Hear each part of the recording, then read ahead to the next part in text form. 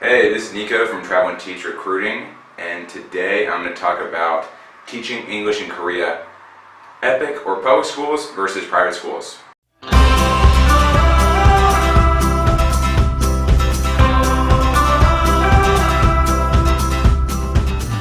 And just a little background on myself, I actually taught in Korea for a year and a half, and now I currently work as a placement coordinator for sending teachers there. So if you've done any research on teaching English in Korea, you will definitely come across the whole private school versus public school debate, and you will definitely come across a bunch of horror stories. So those horror stories are definitely true. There are definitely schools in Korea who don't pay their teachers on time, they don't follow the contract, and just in general they're not pleasant places to work with. Now the problem is with the whole private school versus public school debate is that we're talking about thousands and thousands of schools. So grouping them into two separate categories is almost impossible and is not very productive, because there are tons of great public schools and there are also tons of great private schools. So just making your decision based on that isn't really enough information.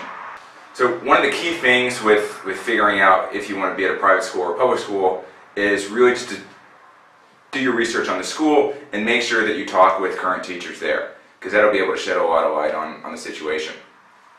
Now, from our perspective, we actually no longer work with public schools. In the past, we used to send teachers regularly to them. However, we stopped for a few big reasons. So number one is that lately there have been a lot of government cutbacks, and that means that the EPIK program would hire teachers and they'd be all set to go, they'd have their visas, and the last minute, if the cutback happened, the teacher would lose their job, either before or sometimes even during the contract. The other unfortunate thing about public schools is that you aren't guaranteed a specific location placement before you get there. So again, in the past, we had a lot of teachers promise that they'd be in big cities such as Seoul or Busan, and when they got to Korea, they were told that they would have to go to a rural area. And basically that was their one option, or they could just go back home. And then lastly, because of the pressure for the public schools to have a foreign teacher, the EPIK program tends to overhire. So this is pretty common. A lot of people back out either for family reasons or they change their mind about going to Korea. So the EPIK program wants to have enough teachers so that no one is left without a teacher. However, this is a problem when they misjudge it. And again, we've had a lot of teachers lose positions because basically EPIK had hired too many people. So those are a few of the reasons why we no longer send teachers to public schools. Now besides those issues, there are a few broad stroke differences between private schools and public schools. The first one is about class sizes.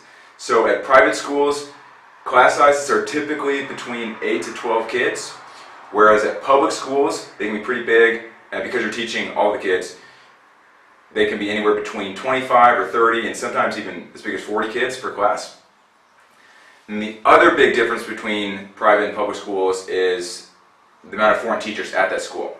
So at a public school, you're typically the only foreign teacher there, whereas private schools have anywhere between 3 or 4 or 5, sometimes even 10 or 15 other foreign teachers at that location.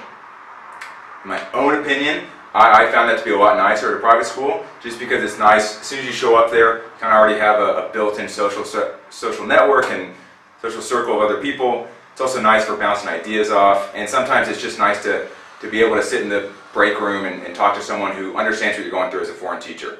I've heard from public school teachers that it can be kind of isolating when you don't have anyone to kind of bounce those ideas off of.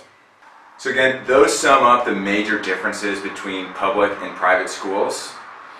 However, again, the biggest thing you want to do is just make sure you reach out to a current teacher at that school. That's really the best way to figure out if it'll be a good fit for you. So, hopefully after watching this video, you know a little bit more about teaching English in Korea, EPIK or public schools versus private schools.